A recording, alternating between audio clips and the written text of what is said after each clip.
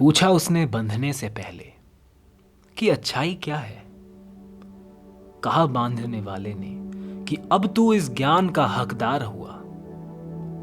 कई जन्म जी जाने पर, सदियां बीत जाने पर उसके लिए एक योग्य शरीर तैयार हुआ।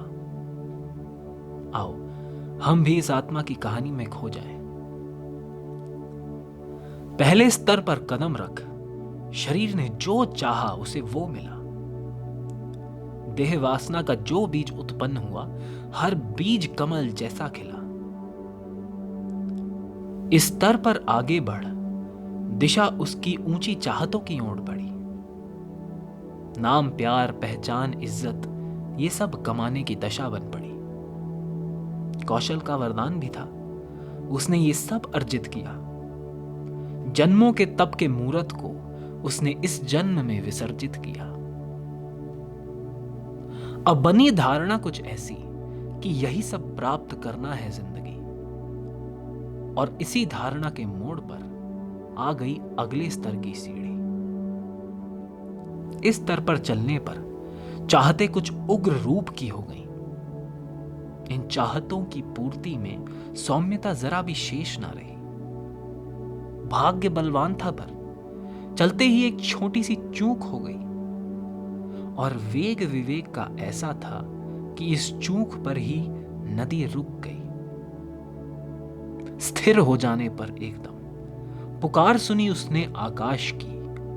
लालसा उठी भीतर से ज्ञान के प्रकाश की। थामा उसने ज्ञान का हाथ, बन विद्युत चला वो ऊपर की ओर। खुद अपने हाथों से तोड़ी चाहतों से जो बंधी थी डोर। ऊपर उठ सबसे पहले उसने देखा कि सुख पाने की उसकी जो चाहत है, ये सुख एक ऐसी वस्तु है जो कईयों के लिए एक राहत है। सोचा उसने कि जो चाहते पूरी हुई अभी तक, वहां चाहत पूरी करने वाला भी था। जो तो वो सुख देने वाला ना होता, तब आखिर मैं करता क्या। इसी सोच में उसके मन में सुख बटोर लेने की होड़ मची। बेचैनी में फंस ही रहा था कि फिर से विवेक की उसके टंकार बजी। ज्ञान की पहली ऊर्जा उत्पन्न हुई कि लक्ष्य प्राप्ति के अधिकारी सब, किसी को गिराने का अधिकारी कोई नहीं। सुख के काबिल बनने के अधिकारी सब, सुख छीनने का अधिकारी कोई नहीं। साथ ही ये समझ में आया कि लेन देन का संसार है। लेन देन की ही उपज संबंध है, और संबंध ही है जो लेन देन का आधार है। संबंधों की महिमा का दृश्य देखा, और देखा कि कुछ संबंध खास हैं। कुछ लोग जो जीवन में मेरे साथ हैं, कुछ लोग जो दिल के मेरे पास हैं। इस चमकती आत्मा ने एक नया शरीर धारण किया, जो सुख देने वाला था, जो संबंध निभाने वाला था, जो सुख प्राप्ति का घड़ा नहीं, सुख उत्पत्ति का ज्वाला था।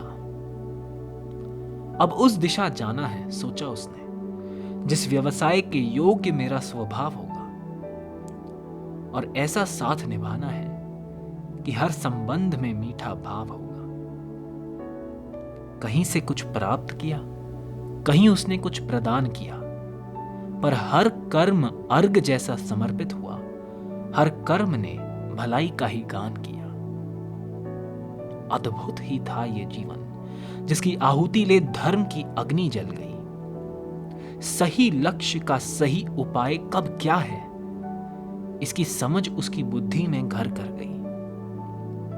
अब जीवन उसका एक जिम्मेदारी थी।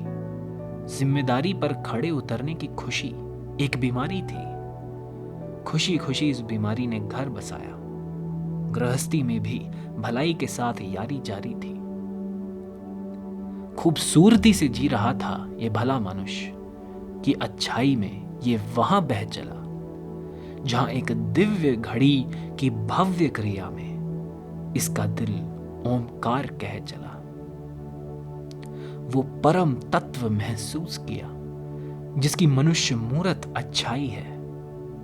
वो सोम इसने अर्जित किया जिसकी हर बूंद में भलाई है। आत्मज्ञान प्राप्त हुआ, अब इसके बाद और क्या था? अब तो बस इसे बहना था, इसके सिवा और क्या था? पर अब मनुष्य शरीर एक बांध था, इसकी सार्थकता गुम होने लगी। संसार की ये जीवन लालसा धीरे धीरे कम होने लगी। या तो अभिमान का कंबल ओढ़ लूं या निरर्थकता की ठंडी हवा में सो लूं। पर फिर संबंध की महिमा फिर से जगी और मनुष्य जीवन का अंतिम कारण मिला लोगों में। भिन्न है पर आत्माएं हैं, इन्हीं के लिए जी लूं, भले ही मन ना लगे अब समस्त भोगों में। जीवन का सबसे परिपक्व पड़ाव शुरू हुआ।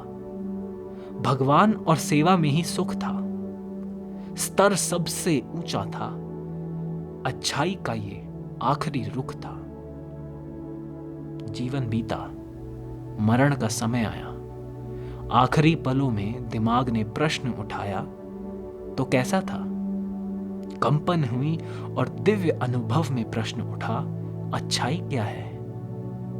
उत्तर निकला, ये जीवन अच्छा था, अच्छा है और अच्छा ही रहेगा। अभी कुछ दिनों पहले वे मेरे पास आए। मेरा मन दुखी था, आसपास नकारात्मकता के साए थे। मैंने उनसे पूछा, सब कुछ अच्छा कैसे हो सकता है? उन्होंने कहा, सब अच्छा ही तो हो रहा है। वे चले गए।